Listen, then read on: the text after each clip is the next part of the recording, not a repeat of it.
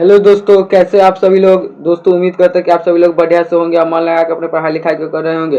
दोस्तों आज की इस वीडियो में हम बात करने वाले हैं कि कक्षा 10वीं का जो चैप्टर 3 हिंदी गद्य खंड है उसका चैप्टर नंबर 3 भारत से हम क्या सीखे, उसी का हम आज VVI ऑब्जेक्टिव के बारे में बात करने वाले हैं, जो आपके वर्ष 2027 के बोर्ड एग्जाम के लिए बहुत ही महत्वपूर्ण है।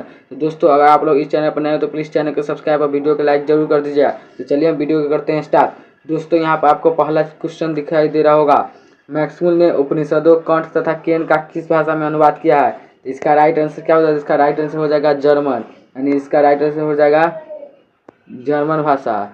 चलिए हम बात करते हैं ऑब्जेक्टिव नंबर 2, भारत से हम क्या सीखे, यानी भारत से हम क्या सीखे। तो इसका हो जाएगा भारत से हम क्या सीखे का लेखक कौन है, यानी भारत से हम क्या सीखे कि लेखक कौन है। तो इसका राइट आंसर हो जाएगा मैक्स मूलर, यानी जो इसी भारत से हम क्या सीखे उस चैप्टर का लेखक कौन है, तो मैक्स मूलर है। चलिए ऑब्जेक्टिव नंबर 3 को बढ़ते हैं, दारिस नामक सोने के सिक्के से भरा घड़ा किसको मिला था। तो इसका राइट आंसर हो जाएगा वारेन हेस्टिंग्स, यानी ऑप्शन नंबर सी। चलिए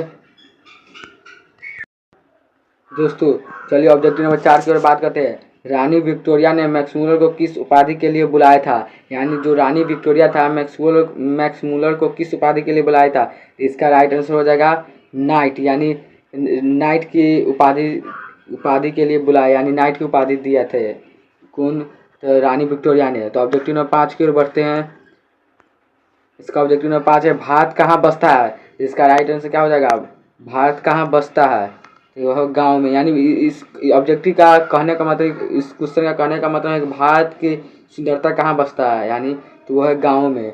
चलिए हम बात करते हैं ऑब्जेक्टिव नंबर 6 की ओर, फ्रेडरिक मैक्समूलर किस पाठ के रचयिता है। तो वह है भारत के हम क्या सीखे, यानी मैक्समूलर का यह पूरा नाम है फ्रेडरिक मैक्समूलर। चलिए हम बात करते हैं ऑब्जेक्टिव नंबर 7, मैक्समूलर का जन्म कहाँ हुआ था। तो मैक्समूलर का जन्म कहाँ हुआ था, तो जर्मनी में, यानी जर्मनी में मैक्समूलर का जन्म हुआ था। चलिए हम बात करते हैं ऑब्जेक्टिव नंबर 8 की ओर, मैक्समूलर की मृत्यु कब हुई थी। तो 28 अक्टूबर 1900 ईस्वी में मैक्समूलर की मृत्यु हुई थी। चलिए हम बात करते हैं ऑब्जेक्टिव नंबर 9, रानी विक्टोरिया ने मैक्समूलर को किस उपाधि के लिए बुलाया था। यानी अभी ने रिपीटेड क्वेश्चन, या क्वेश्चन आप ऊपर ही बनाए हुए थे, तो किस लिए, तो नाइट की उपाधि, यानी नाइट की उपाधि के लिए। चलिए बात करते हैं ऑब्जेक्टिव नंबर 10, मैक्समूलर का जन्म कब हुआ था। यानी मैक्समूलर का जन्म कब हुआ था, तो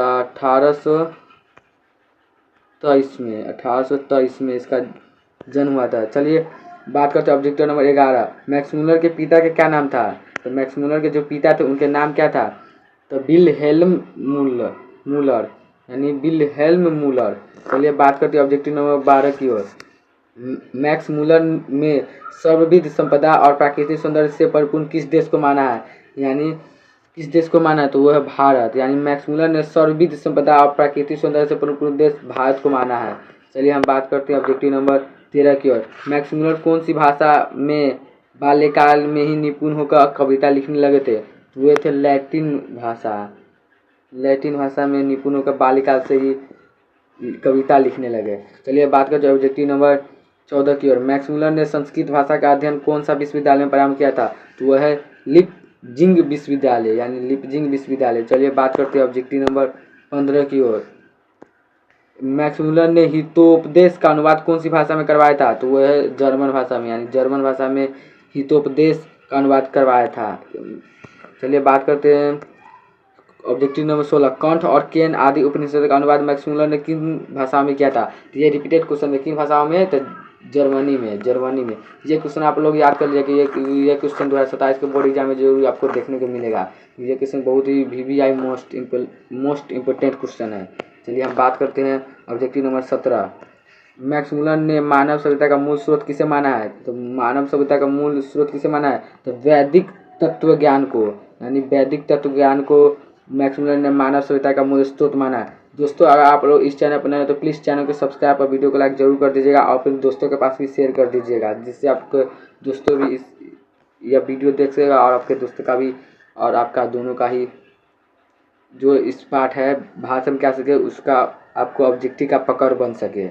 चलिए हम बात करते हैं ऑब्जेक्टिव नंबर 19, भारत से हम क्या सीखे, गद्य पाठ का जर्मन भाषा से हिंदी में भाषा रूपांतर किसने किया था। यानी भारत से हम क्या सीखे गद्य पाठ है, यानी ये है ना, उसका जर्मन भाषा से हिंदी में रूपांतरण किसने किया था? तो वह भवानी शंकर त्रिवेदी ने, जो जर्मन भाषा से हिंदी भाषा में रूपांतर किए थे। चलिए हम बात करते हैं ऑब्जेक्टिव नंबर 20। ऑब्जेक्टिव नंबर 20, विश्व में कौन सा ऐसा देश है जिसे मैक्स मुलर ने सर्वविध सभ्यता परिपूर्ण कहा? तो वो भारत, यानी वह भारत है। चलिए हम बात करते हैं ऑब्जेक्टिव नंबर 21। निर्वंश विद्या का शब्दार्थ क्या है? निर्वंश विद्या का शब्दार्थ मानव शास्त्र। ये भी आप ऑब्जेक्टिव याद जरूर कर लीजिएगा, क्योंकि ये भी आपको 2027 के बोर्ड एग्जाम में देखने को मिलेगा। चलिए हम बात करते हैं ऑब्जेक्टिव नंबर 22। भाषा विज्ञान के द्वारा भाषा के संदर्भ में अब तक जो निष्कर्ष निकाला गया है, उसमें कौन सी भाषा सबसे अहम है? तो वह कौन सी भाषा है? तो वह है संस्कृत, यानी संस्कृत भाषा है। चलिए हम बात करते हैं ऑब्जेक्टिव नंबर 23। मैक्स मुलर ने विश्व की प्राचीन सबसे भाषा कौन सी भाषा को कहा है? तो वह है संस्कृत को, यानी सबसे प्राचीन भाषा है संस्कृत, सबसे पुरानी भाषा भी संस्कृत। भारत की प्राचीन भाषा कौन सी है? प्राचीनतम भाषा कौन सी? तो वह संस्कृत। चलिए बात करते हैं ऑब्जेक्टिव नंबर 25 की ओर।